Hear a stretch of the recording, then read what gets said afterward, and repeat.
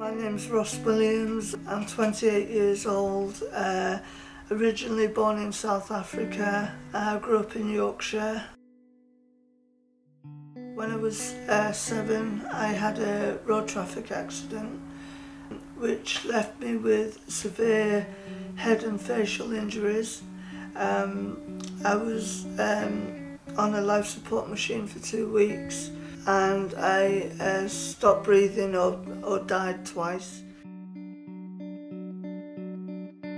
I was in hospital from October to January.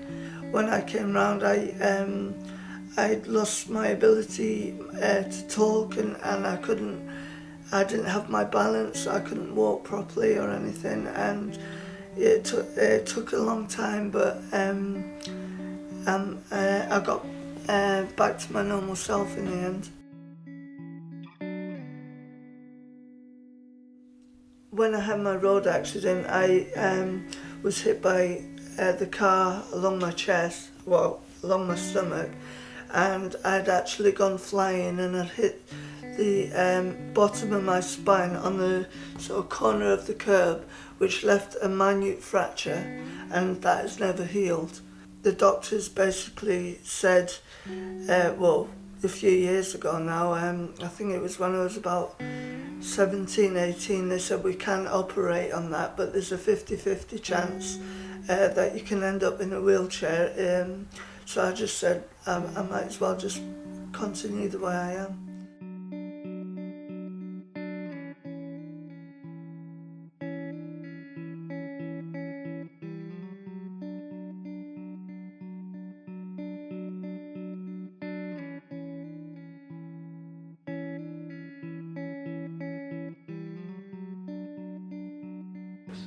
I met Ross when I very first started working in a support worker role, and that was probably 2005.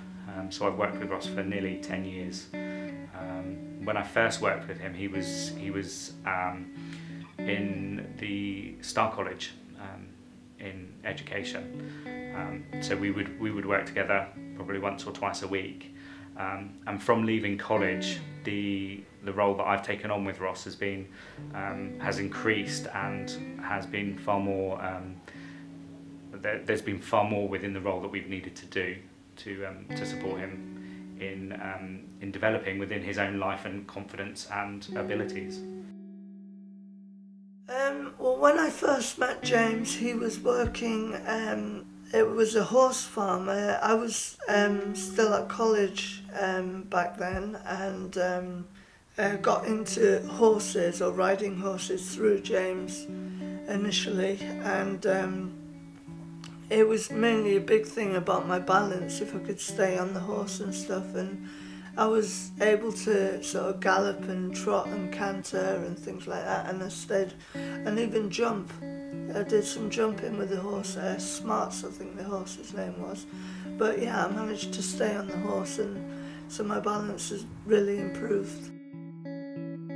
Ross became involved in one of the very first Oxford groups, and it was during that he'd kind of mentioned his aspirations to wanting to climb Kilimanjaro.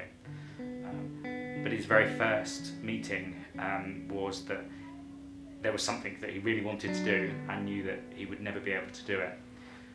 So it was really then the next two and a half years working with Ross to change his perception on what his belief is, to having a kind of can-do attitude that actually if he really puts his mind to something, there's very little that isn't achievable for him. It took a long time for all of us within the Silverlining to encourage Ross and support him and enable him to see that actually with the right support and preparation it was achievable.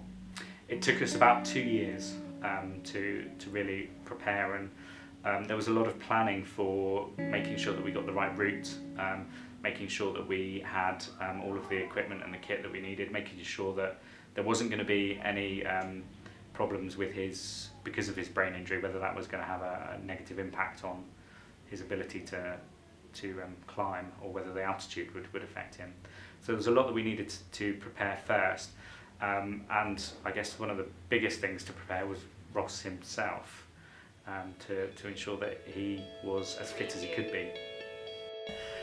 I wasn't going to come back down the mountain for anything. I had to get up there, and that was my thing. I wasn't doing it for me, I wasn't doing it for anyone in particular.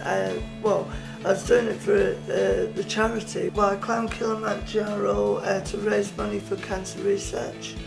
I managed to raise £6,400, but the main reasons was my mum and my dad was watching me do that, and they was pushing me on and stuff. So, and I could imagine exactly what my parents would be saying to me if they was there with me, and how pleased they would be.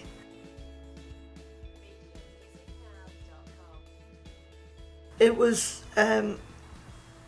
one of the hardest things I've ever had to do, and someone asked me, would you do it again? And I said, without a shadow of a doubt, I'll be there tomorrow if you could get me there. So Ross has always felt that he's not able to achieve something. Actually, managing to achieve Kilimanjaro has been the biggest turning point in his life, and has given him the biggest push to actually self-belief that he can achieve. And therefore, because of that, Ross is now looking at starting to work. He's looking at getting a small job, which is again something that he thought was never going to be possible because of his injury. And he also wants to continue fundraising and continue attempting challenges. So he has spoken about the Great Wall of China. He's also spoken about the Avenue of the Volcanoes in South America that he wants to do as another altitude climbing challenge. it's been difficult, every day has, but that's what it's about. It's a challenge, and every challenge that is put in front of me, I see through to the end. And that's why I like the t-shirt, determination, on the back of it, because I will be determined to see any challenge through to the end, no matter what.